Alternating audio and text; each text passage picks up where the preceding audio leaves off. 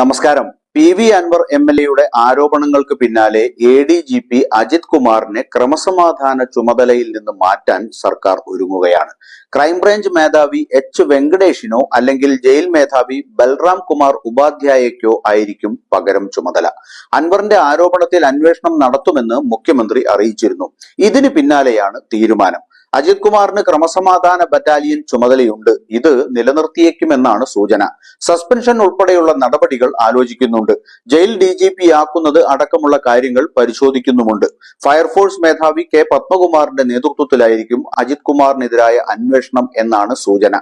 Vigilance മേധാവി യോഗേഷ് ഗുപ്തയുടെ പേരും പരിഗണനയിലുണ്ട്. ഇന്ന് പോലീസ് അസോസിയേഷൻ സംസ്ഥാന സമ്മേളനത്തിന്റെ ഭാഗമായുള്ള പ്രതിനിധി സമ്മേളനത്തിനിടെയായിരുന്നു അൻവർ MLA-യുടെ ആരോപണത്തിൽ അന്വേഷണം നടത്തുമെന്ന് മുഖ്യമന്ത്രി പ്രഖ്യാപിച്ചത്. എല്ലാ കാര്യവും ശരിയായ നിലയിൽ സർക്കാർ പരിശോധിക്കും. അച്ചടക്കം പ്രധാനമാണ്.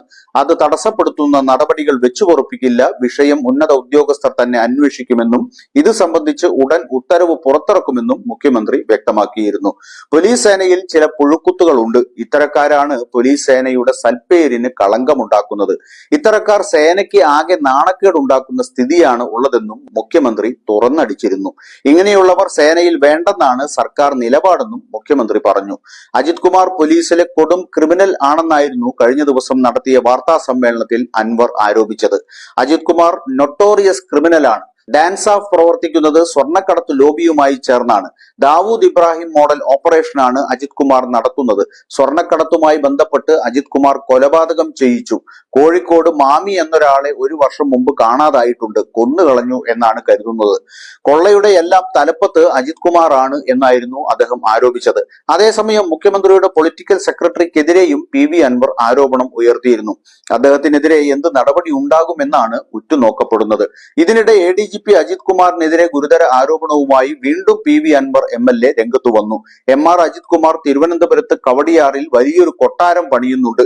കവടിയാറിൽ 12,000-നും 15,000-നും ഇടയിൽ ചതുരശ്ര അടി വിസ്തീർണമുള്ള വീടാണ് അജിത് കുമാർ പണിയുന്നതെന്ന് PV അൻവർ ആരോപിച്ചു. 15 കോടിക്കാണ് അജിത് കുമാർ കവടിയാറിൽ വീട് വെക്കാൻ സ്ഥലം വാങ്ങിയതെന്നും ഇതിനുള്ള പണം അജിത് കുമാറിന് എവിടെ നിന്ന് കിട്ടിയെന്നും PV അൻവർ ചോദിക്കുന്നു. എടവണ്ണ കേസിൽ നിരപരാധിയെ MR അജിത് കുമാർ കുടുക്കിയെന്നും അൻവർ ആരോപിക്കുന്നു. എടവണ്ണ യുവാവ് വെടിയേറ്റ് മരിച്ച കേസിൽ പ്രതിയായ ഷാൻ ഒരിക്കലും ഭർത്താവിനെ കൊല്ലില്ലെന്നാണ് മരിച്ച റിദാന്റെ ഭാര്യ തന്നോട് പറഞ്ഞത്. കേസിൽ കള്ളമൊഴി നൽകാൻ ഭാര്യയ്ക്ക് മേൽ പോലീസ് വലിയ തോതിൽ സമ്മർദ്ദം ചെലുത്തി. ക്രൂരമായി മർദ്ദിച്ചു. അവർ വഴങ്ങിയില്ല. മരിച്ച റിദാന്റെ 2 ഫോണും കണ്ടെത്താനായിട്ടില്ലെന്നും അൻവർ പറഞ്ഞു. KC വേണുഗോപാലുമായും ADGPക്ക് അടുത്ത ബന്ധമുണ്ടെന്നും PV അൻവർ ആരോപിക്കുന്നു. സോളാർ കേസ് അട്ടിമറിച്ചതിനെ കുറിച്ച് ഒരു പോലീസ് ഉദ്യോഗസ്ഥന്റെ വെളിപ്പെടുത്തൽ ഓഡിയോയും PV അൻവർ MLA പുറത്തുവിട്ടു. കേസ് അട്ടിമറിച്ചതിൽ പ്രധാന ഉത്തരവാദി MR അജിത് കുമാർ ആണെന്നാണ് MLA ആരോപിക്കുന്നത്. സോളാർ കേസിലെ പ്രതികളിൽ നിന്ന് പണം വാങ്ങി നൽകാമെന്ന് ADGP പരാതിക്കാരിയോട് പറഞ്ഞതിന് പിന്നാലെ പരാതിക്കാരി മൊഴി മാറ്റിയെന്നുമാണ് പുതിയ ശബ്ദരേഖയിലെ വെളിപ്പെടുത്തൽ. ജീവിക്കാൻ ആവശ്യമായ പണം പ്രതികളുടെ കയ്യിൽ നിന്ന് വാങ്ങി നൽകാമെന്ന് അജിത് കുമാർ സരിതയ്ക്ക് ഉറപ്പു നൽകി. ഇതോടെ സരിത പല മൊഴികളും മാറ്റിയെന്നും അൻവർ ആരോപിക്കുന്നു.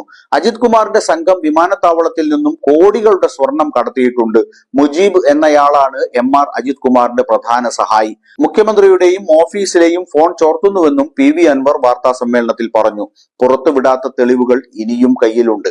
അജിത് കുമാറിനെതിരെ അന്വേഷണം നടത്തുന്ന അന്വേഷണ സംഘത്തിനോട് സഹകരിക്കുമെന്നും എല്ലാ തെളിവുകളും കൊടുക്കുമെന്നും MLA വ്യക്തമാക്കി.